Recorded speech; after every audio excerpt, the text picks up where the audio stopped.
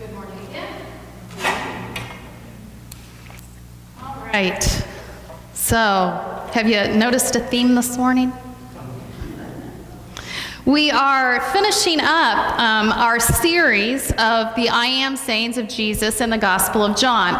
We've already talked about several. I've got this up here to help remind you. So what ones have we talked about?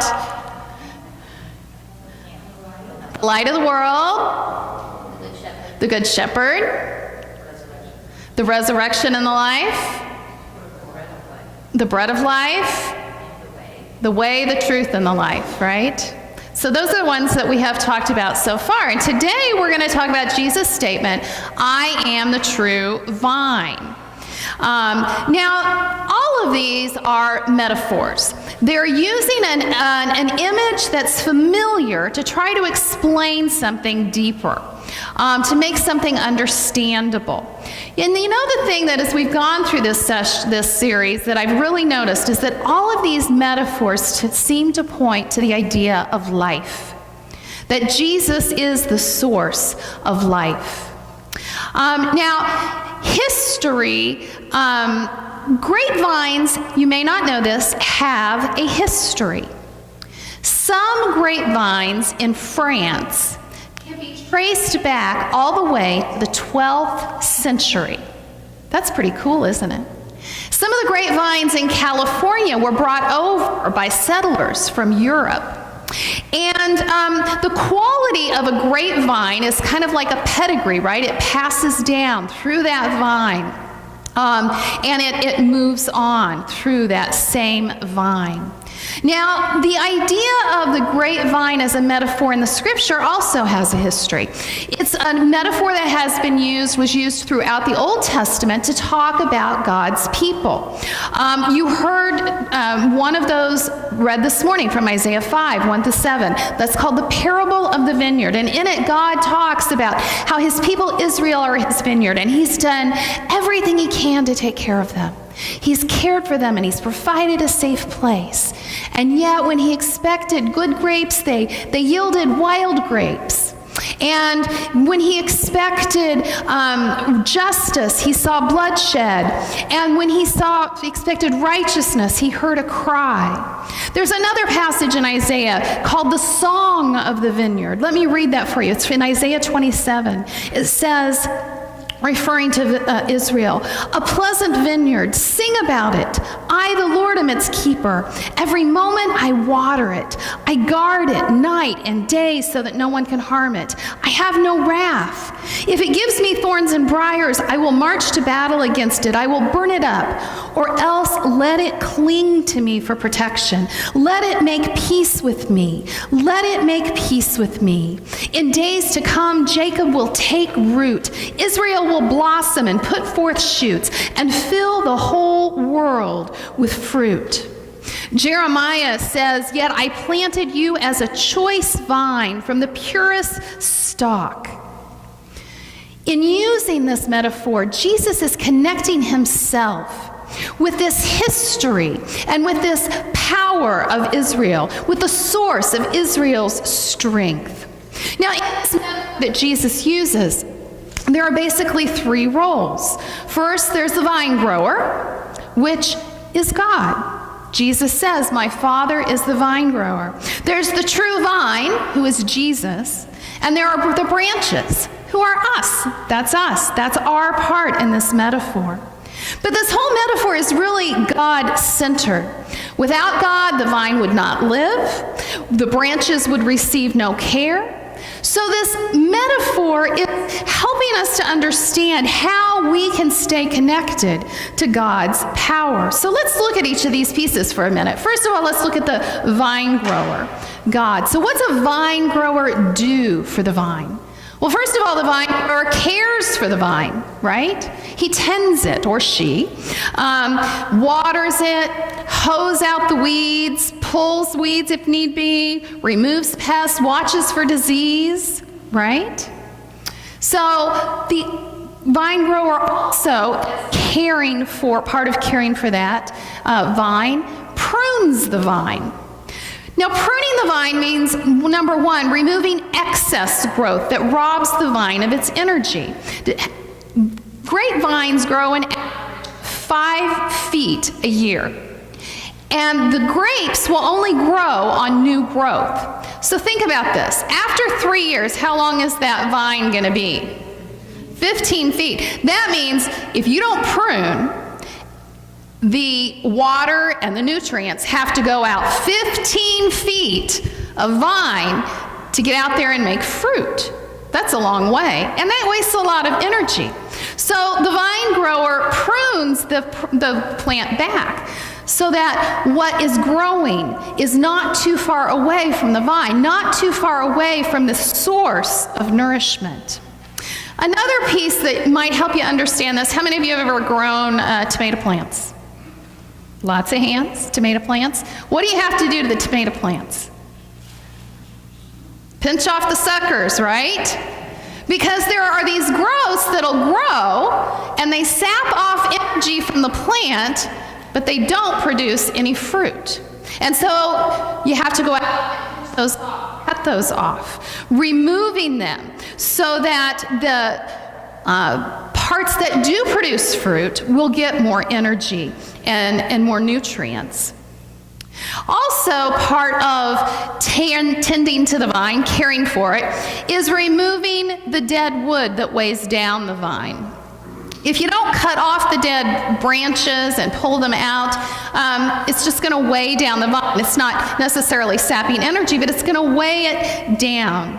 And so God's act of removing the branches, really, when we read this, we kind of hear it as a threat, but what it is it's wood that's already dead. It's wood that's already not taking in the nourishment that it needs, and so it's just removed because of that. The thing that we need to understand, as we've talked about the last couple of weeks, is Jesus is talking here on Thursday night, on Monday, Thursday, the night that he's going to be betrayed, the night that he's going to be arrested. And these are not threats, but these are words of comfort to his disciples. He says to them, but you know what? You've already heard my word. You've already been pruned. He's not threatening them. He's comforting them, reminding them that they are attached to him and that God is going to take care of them. So pruning is a corrective way of treating the vine rather than a final condemnation. You know, the thing is that God, as the divine vine grower, knows just how to develop us, knows those places that need to be pruned out of our lives, when to wait, when to move forward, and when to harvest. And that's another part of caring for the vine that the vine grower does. The vine grower harvests the fruit. And the vine grower wants an abundant harvest of fruit. And that harvest of fruit is for the benefit or the glory of the vine grower. When we bear fruit as the vine, as the branches, it's not for our benefit, it's not for our glory, but it's for God's glory. And Jesus even says that. He says, my Father is glorified by this, that you bear much fruit. So God is glorified when this happens. So what about the next piece, the vine? Jesus says, I am the true vine. So what do we know about a vine? Why would Jesus use the vine to describe himself? Well, I can think of a couple of reasons. First of all, a vine is the source of life, right? The vine is that which sucks up the nutrients from the soil and sends it out to the branches and out to the fruit. It provides a conduit for the water and the nutrients that the vine needs to live. And Jesus is the one who connects us to God. Jesus is the source of life. Jesus is the one who tends our life, who brings the power of God into our lives. The one who, as we've talked about over and over again in these previous weeks, who provides both abundant life and eternal life. But the vine does something else besides act as the source of life. The vine also acts as a source of strength. It gives strength to the plant. It holds it up towards the sun so that it can be nourished by the sunlight. And it gives it strength in a storm. I know one of John's kind of pet peeves that he hates when he has to go out and do the lawn is that we have lots of trees in our yard. And every time that it rains or there's some wind, it knocks down little branches, right? And so he always has to go out and pick up all the little branches that have become disconnected from the tree. Once those are disconnected, they can't have life anymore. The reason those fall off in a storm or the wind is because that connection between them and the trunk or the vine has become weak. And so they fall off. We also receive strength when we are connected to the true vine, to Christ. You all know that for the last 2.5 years, we've been going through a really difficult situation in our family with my mom and her illness and her cancer. And I don't know how I would have made through that time without the strength of God in my life. It's been a series of ups and downs, and I have really needed to lean on and to hold on to that strength. My guess is that each and every one of you could think of a time in your life, a storm that came into your life, where you needed to be connected to the vine, and where being connected to the vine gave you strength and gave you peace and comfort that you would not have already had. And in fact, this morning, I want to take just a couple minutes right now to ask you to turn to somebody close to you and share a time in your life when your connection to Christ, when your connection to the true vine has helped you through, has given you strength in the time of a storm. So go ahead and do that.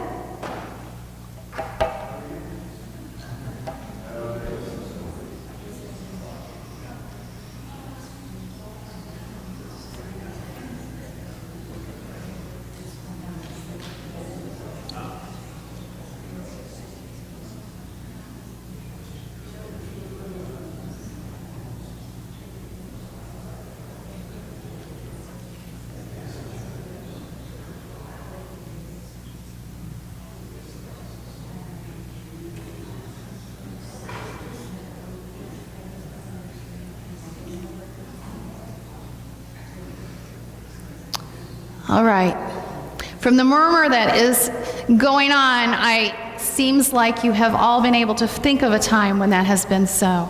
So the vine grower tends the plant and receives the harvests the fruit. The vine is the source of life and gives strength to the plant. But there's another part to this metaphor, the branches. Guess who that is? That's us, right? So here's what I want you to do. You may have to be careful, don't hit anybody in the face, okay? Stretch your arms out like this. Be a branch. You're going to be a branch. So in your right hand picture, you got a hold of the vine. You're connected to the vine. And in this other hand, in your left hand, you're holding on to the fruit.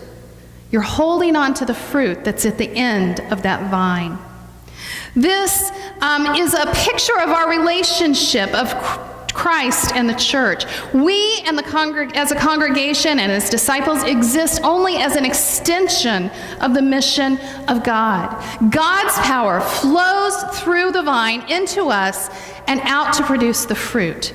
That's what it's about. Okay, you can put your arms down if you want. They might be tired. But there's something else about vines. When vines grow wild, especially, they all run together out of a central vine, right? And it can be really messy looking. When we first bought our house in Dearborn, up there, somebody at one time had planted grapevines along the back fence, but nobody had taken care of them, and I don't know how long. And so the entire fence was covered. We had this big, huge, beautiful bush. I don't remember what it was. But the vines had taken over the bush, grown over it. So we spent a whole week in clearing that out.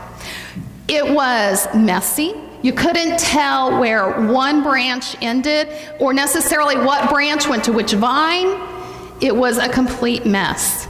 I think of another story. When I was a kid, I grew up, there were woods behind us, and there weren't grapevines, but there were all kinds of vines like raspberry, blackberry, wild berry vines back there. And the family that lived in the woods behind us there had a couple of kids that were my age, and so we hung out a lot, and we would go and walk in the woods and play in the woods and everything. And one time, the brother, who was a couple of years older than me, reaches into this bush to pull out what he thinks is a dead branch. And when he pulled it out, it was a snake. And he threw it, and we all ran. But anyway, my point is that vines can be very messy. They're connected to one another. And in this image of us being branches on a vine, we are reminded that we are all interconnected, that we are connected with one another, that we're not only dependent on Jesus, but our lives are tangled up together one with another. The Christian life is, as Nadia Bolz-Weber says, a viney, branchy, jumbled mess of us and Jesus and others. We are connected. This is a picture of our relationship with one another, of mutuality and of indwelling. Think about branches too. No branch has pride of place, right? They're all the same. They all come from the same vine. One branch is not more important than another branch. The only differentiation between them is their fruitfulness. And that's up to the gardener, not up to us. The fruitfulness of each branch depends on its connection to the vine, staying connected to the vine. Without this connection, without this relationship, we and the church are powerless. It's about God's power flowing through Christ into us, and we need to stay connected. Okay, arms back up. So now, if you're a vine or you're a branch and you're connected to the vine, which side do you think you should be focusing on? Well, one more than the other though, probably. The vine. We should be focusing on the vine, on our connection to the vine. The truth is that the world often measures us by what we produce. Right? How much money do you make? What kind of car do you drive? Who are your friends? How big is your house? Where'd you go on vacation? What kind of clothes do you wear? And if we were honest, we'd have to admit as well that we often compare the fruit that we produce to the fruit that other people produce. Boy, I sure wish I could sing like Becky. Boy, I sure wish I could pray like whoever. Boy, I sure wish I could teach like, right? We have a tendency even to do that to ourselves.